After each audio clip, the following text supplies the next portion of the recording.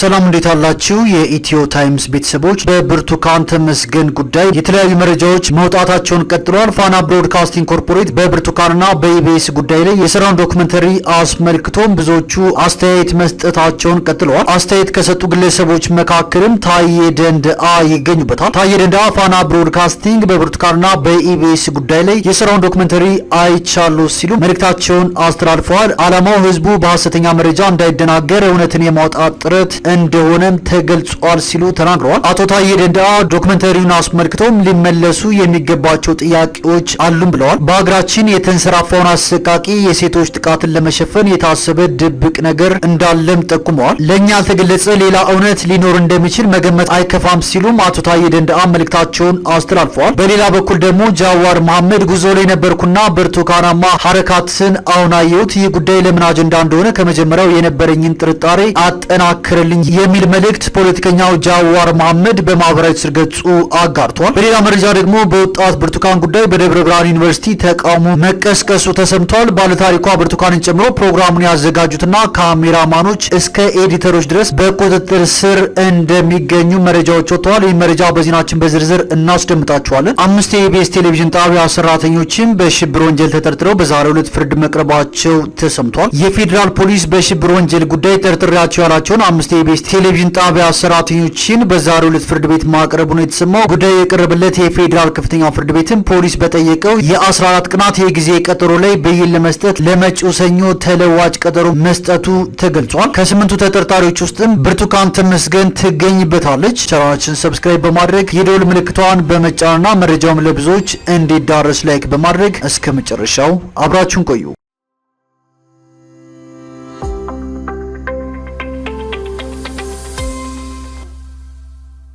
በወጣት ብርቱካን ጉዳይ መረጃዎች መውጣታቸውን ቀጥለዋል። ፋና ብሮድካስቲንግ ኮርፖሬት በብርቱካንና በኢቢኤስ ጉዳይ ላይ የሰራውን ዶክመንተሪ አስመልክቶም ብዙዎች አስተያየት መስጠታቸውን ቀጥለዋል። አስተያየት ከሰጡ ግለሰቦች መካከልም አቶ ታዬ ደንደአ ይገኙበታል። አቶ ታዬ ደንደአ መልእክታቸውን በማህበራዊ ትስስር ገጻቸውም እንዲህ ሲሉ አጋርተዋል። ፋና ብሮድካስቲንግ በብርቱካንና በኢቢኤስ ጉዳይ የሰራውን ዶክመንተሪ አይቻለሁ። በሌሎች ቻናሎችም ተላልፎ ሊሆን ይችላል። ዓላማው ህዝብ በሐሰተኛ መረጃ እንዳይደናገር እውነትን የማውጣት ጥረት እንደሆነ ተገልጿል። የተባለው ከልብ ከሆነ ለህዝብና ለእውነት በዚህ ፍጥነት ጥልቀት መቆርቆር የጀግንነት ኒሻን ይገባው ይሆናል። ችግሩ የማጣሪያ ጥያቄዎች መኖራቸው ነው። በዚህ ጉዳይ እንደ ግልም እንደ ህዝብም ብዙ ማለት ይቻላል። ለአሁኑ 5 ነጥቦችን ብቻ እንመልከት። መጀመሪያ የጎደሉ የዶክመንተሪ ክፍሎችን መፈተሽ ነው። ብርቱካን ተመስገን ህዝብን ለማሳሳት በሴረኞች ተመልምላ የሐሰት ድራማ መተወኗን ከዶክመንተሪው ሰምተናል። ፖለቲካ ቁማር መሆኑ በግልጽ የተነገረው ህዝቡ ነገሩን በቀጥታ ለማመን የሚቸገር ቢሆንም ሴራውን ሸርበዋል የተባሉ ሰዎችም ተጠቅሷል።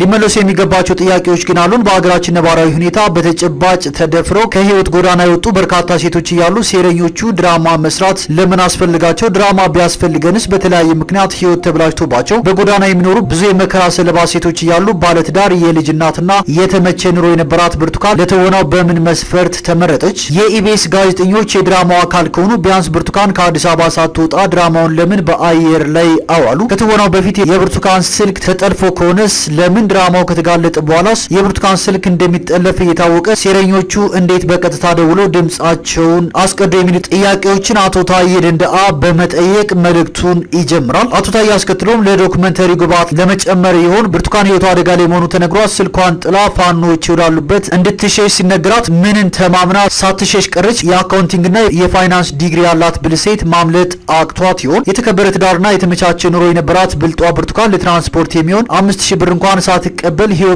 ለምን ለአደጋና ለውርደት አጋለጠች?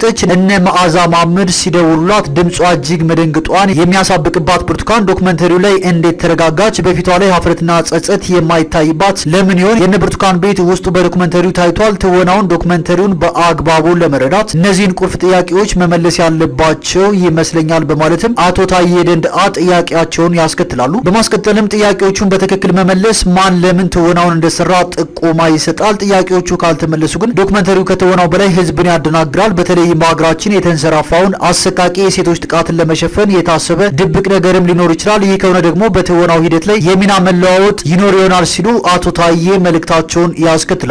ሁለተኛ ወንጀልን መርምሮ ተጠያቂነት ለማስፈን የተደረገው ጥረትን ይመለከታል።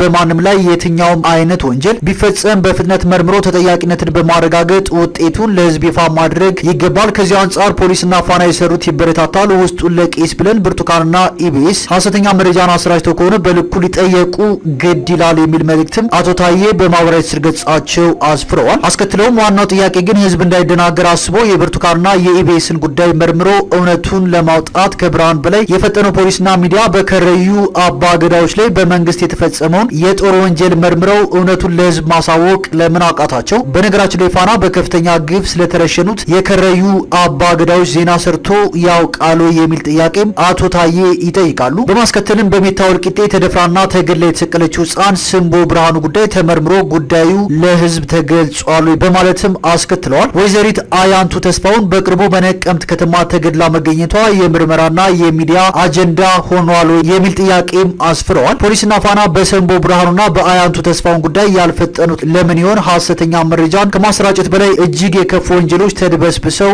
አልቀሩም ወይ? የብርቱካንና የኢቢኤስ ጉዳይ በዚህ ልክ ፍጥነትና ግልጽነት ያገኘው ለምን ይሆን? ለኛ ያልተገለጸ ሌላ እውነት ሊኖር እንደሚችል መገመት አይከፋም ለማለት ነው በማለትም አቶ ታዬ ሀሳባቸውን ያስከትላሉ። ሶስተኛው መታገትና መደፈር ለኢትዮጵያውያን ሴቶች አሁን ላይ እንግዳ ለመሆኑ ነው። በቅርቡ እንኳን በሰሜን ሸዋ አሊዶሮ አካባቢ ሴቶች የሚገኙበት አንድ አውቶቡስ ሙሉ ዜጎች መታሰራቸውን በቢቢሲ ሳይቀር ተዘግቧል። እነዚህ ዜጎች ያሉበት አይታወቅም።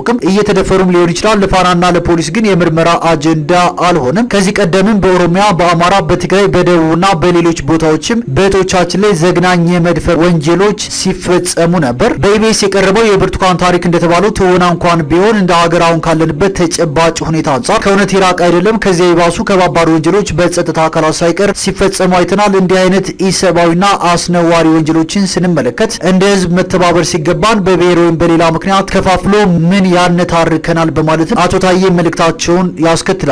የአንዳችን ቁስል እንዴት ለሌላችን መዝናኛ ይሆናል? ደግሞ ግለሰብ ወይም ወንጀለኛ ቡድን በጭካኔ ለሚፈጽመው ጥፋት ብሔር በምን ሂሳብ ይጠየቃል? ከህግ አኳያ አንድ ሰው የሚፈጽመው ወንጀል ወንድሙን እንኳን እንደማይመለከት ይታወቃል። እንደ ህዝብ የጅምላ ፍረጃ ላይ ራሳችንን መፈተሽ ያለብን ይመስለኛል። ባልተገባ ጉዳይ መፈራረጃችንና መነታረካችን በኪሳራችን ለሚያተርፉ ቁማርተኞች ብቻ ይጠቅማል በማለትም አቶ ታዬ ደንደአ መልእክታቸውን ያስከትላሉ። አራተኛው ፋና ብሮድካስቲንግ በሐሰተኛ መረጃ ላይ የያዘውን አቋም ይመለከታል። በብርቱካን ጉዳይ ዶክመንታሪ የተሰራው ህዝብ በሐሰተኛ መረጃ እንዳይደናገር መሆኑ ተነግሮናል። በእውነቱ ይህ ግልጽነት የመፍጠር ተግባር እንደ ፋና ካሉ ሚዲያዎች ይጠበቃል። ይሁንና ታህሳስ 1 ቀን 2016 ዓ.ም ሌሊት ከታሰርኩ በኋላ ፋና አቶ ታዬ ደንደአ ኦነግ ሸኔን በቤቱ በመሸሸግ ሰዎችን ሲያሳግት ነበር የሚል ሐሰተኛ መረጃን ለህዝብ አስተላልፏል ሲሉ አቶ ታዬ ደንደአ መልእክታቸውን አስተላልፈዋል። ይህ ውሸት እንደ ህዝብ ተወካይነቴ ስሜን ከማጠልሸቱ ባሻገር ህዝቡን አደናግሯል። ፋና በኋላ በሰብአዊ መብቶች ኮሚሽን ሲጠየቅም ከጸጥታ ግብረ ኃይል ተዘጋጅቶ የመጣውን አነበብኩ እንጂ ሐሰተኛ መረጃውን እኔ አላዘጋጀሁትም ብሏል በማለትም አቶ ታዬ ደንደአ ምላሹን ሰጥተዋል። እውነቱ ከታወቀ ወዲህም ማስተባበል ቸግሮታል። ያኔ ሆን ብሎ ህዝብን ለማደናገር ሐሰተኛ መረጃን ሳያጣራ ተቀብሎ ያሰራጨውና በኋላ እንኳን ስህተቱን ለማስተባበል የተቸገረው ፋና ዛሬ ህዝቡ እንዳይደናገር ሐሰተኛ መረጃን ለመከላከልና ኢቢኤስን ለማጋለጥ በብርሃን ፍጥነት ረዥምና ረቂቅ ዶኩመንተሪ የሰራው በምን ፎርሙላ ነው? የራሷ አሮባት ያስብላል በማለትም አቶ ታዬ ደንደአ መልእክታቸውን ያስከትላሉ። አቶ ታዬ በመጨረሻም እጅግ መሰረታዊ የጋራ ችግሮች እያሉብን መከፋፈላችንን ይመለከታል ይላሉ። ከብልጽግና አውሮፕላን ውጭ ያለን ሰዎች በዋጋ ግሽበቱ ምክንያት መኖር ቸግሮናል። ባለፈው ሳምንት ብቻ ነዳጅ በሊትር 11 ብር ገደማ ጨምሯል። ይህ ችግር አማራ፣ ኦሮሞ፣ ትግራዋይ፣ ሲዳማ፣ ሶማሌ፣ አፋር፣ ወላይታ፣ ጋሞ ወይም ሙስሊም ክርስቲያን ብሎ ሳይለይ ሁላችንንም ይጎዳል በማለት አቶ ታዬ ደንደአ መልእክታቸውን አስተላልፈዋል። የሰላም መደፍረሱ በተመሳሳይ የሁላችንን ህይወት ይነካል። ለ6 ዓመታት የቀጠለው የወንድማማች ጦርነት በብዙ ሺዎች የሚቆጠሩ ልጆቻችንን፣ ወንድሞቻችንና እህቶቻችንን በልቷል። ሀብታችንን በትሪሊዮኖች ባልተገባ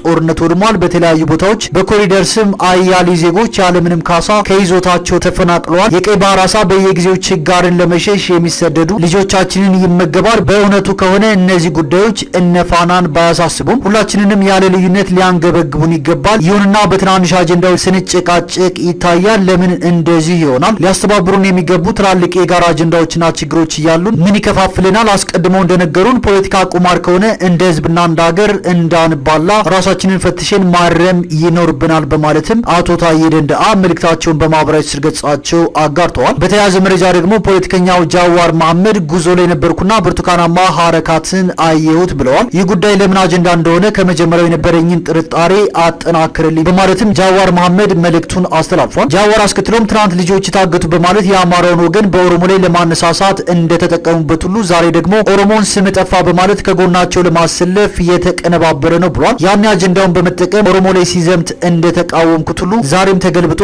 አማራው ላይ ሲደገም ዝም አልልም፣ አበክሬም እቃወማለሁ በማለት ጃዋር መሐመድ መልእክቱን በማህበራዊ ትስስር ገጹ አጋርቷል። ጃዋር አስከትሎም አንድ ነገር ደጋግሜ ልናገር፣ ይህ የደንቢ ዶሎ ተማሪዎች እገታ ጉዳይ በዚሁ አያበቃለትም። እውነታው ሁሉንም ወገን በሚያሳምን መልኩ እስካልወጣ ድረስ ጠቃሚ ሆኖ በታየ ጊዜ ሁሉ መመዘዙ ይቀጥላል።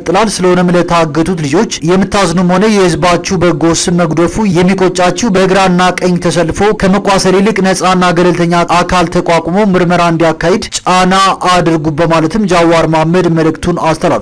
ጃዋር በመጨረሻም ከዚህ ድራማ ዋና ተጎጂ በጦርነት እየታመሱ ባሉ አካባቢዎችም ሆነ በሌሎች ቦታዎች ለወሲባዊ ጥቃት የሚጋለጡ እንስቶች ናቸው። ጩኸታቸው እንኳን ሰሚ እንዳያገኝ የሚያደርግ ሴራ ነው በማለት ጃዋር መሐመድ መልእክቱን አስተላልፏል። በተያያዘ መረጃ ደግሞ በወጣት ብርቱካን ጉዳይ በደብረ ብርሃን ዩኒቨርሲቲ ተቃውሞ መቀስቀሱ ተነግሯል ሲል ሮሃ ቲቪ ዘግቧል። ትናንት ከሰዓት የደብረ ብርሃን ዩኒቨርሲቲ ተማሪዎች በወጣት ብርቱካንና በታገቱ ተማሪዎች ጉዳይ ምግብ ያለ መብላት አድማ አድርገው እንደነበር ሮሃ ቲቪ ዘግቧል። የታገቱ ተማሪዎች ይለቀቁ፣ አጋቾች ለህዝብ ይቅረቡ በሚልም ነው ተማሪዎቹ ተቃውሟቸውን ያሰሙት ሲልም በዘገባው አካቷል። በተመሳሳይም እናት ፓርቲ፣ መኢአድ፣ የአማራ ጊዮናዊ ንቅናቄና ኢህአፓ ባወጡት የጋራ መግለጫ የኢትዮጵያ ሰብአዊ መብቶች ኮሚሽን ኢሰማኮ በወጣት ብርቱካን ተመስገን ጉዳይ በቅርበት ተከታትሎ ለህዝብ ይፋ እንዲያደርግ መጠየቃቸውንም መዘገባችን አይዘነጋም። በሌላ በኩል የብርቱካን ተመስገን ቃለ ምልልስን ተከትሎ በፖሊስ ቁጥጥር ስር ውለው ከነበሩ የኢቢኤስ ቴሌቪዥን ሰራተኞች መካከል ባለቤቶቹ አማን ፍስሐ ጽዮንና ባለቤታቸው ወይዘሮ ማክዳ ከእስር መለቀቃቸውን መዘገባችን አይዘነጋም። ባለታሪኳ ብርቱካንን ጨምሮ ፕሮግራሙን ያዘጋጁትና ካሜራማኖች እስከ ኤዲተሮች ድረስ በቁጥጥር ስር የሚገኙ ሲሆን የጣቢያው ባለቤት አቶ አማንና ባለቤታቸው ወይዘሮ ማክዳ ለሕክምና ውጭ ሀገር ቆይተው እንደተመለሱም በፖሊስ እንደተያዙ መዘገባችን አይዘነጋም። ከሁለት ቀን በፊትም የኢቢኤስ ባለቤቶችና አመራሮች በብርቱካን ጉዳይ ረዥም ስብሰባ አድርገው መግለጫም እስከ ማውጣት መድረሳቸው የሚታወቅ ሲሆን በኋላም መግለጫው የወጣበት የፌስቡክ ገጽ ከናካቴው መጥፋቱ ይታወቃል። በተያያዘ መረጃ ደግሞ 5 የኢቢኤስ ቴሌቪዥን ጣቢያ ሰራተኞች በሽብር ወንጀል ተጠርጥረው በዛሬው ዕለት ፍርድ ቤት መቅረባቸው ተሰምቷል። የፌዴራል ፖሊስ በሽብር ወንጀል ጉዳይ ጠርጥሬያቸዋል ያላቸውን 5 የኢቢኤስ ቴሌቪዥን ጣቢያ ሰራተኞችን በዛሬው ዕለት ፍርድ ቤት አቅርቧል።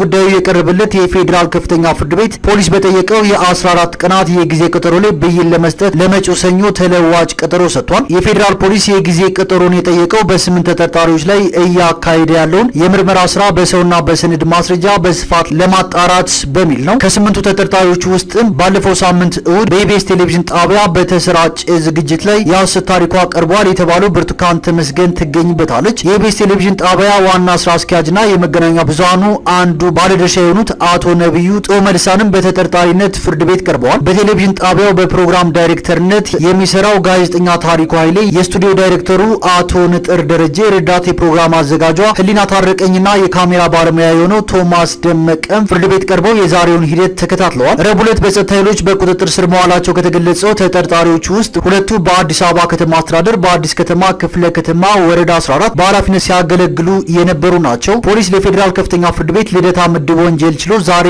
አርብ መጋቢት 19 ቀን 2017 ዓ.ም ያቀረበው የጊዜ ቀጠሮ መጠየቂያ ማመልከቻም 8ቱ ተጠርጣሪዎች በሽብር ወንጀል ጉዳይ እንደተጠረጠሩ ይገልጻል ሲል ኢትዮጵያን ኢንሳይደር ዘግቧል።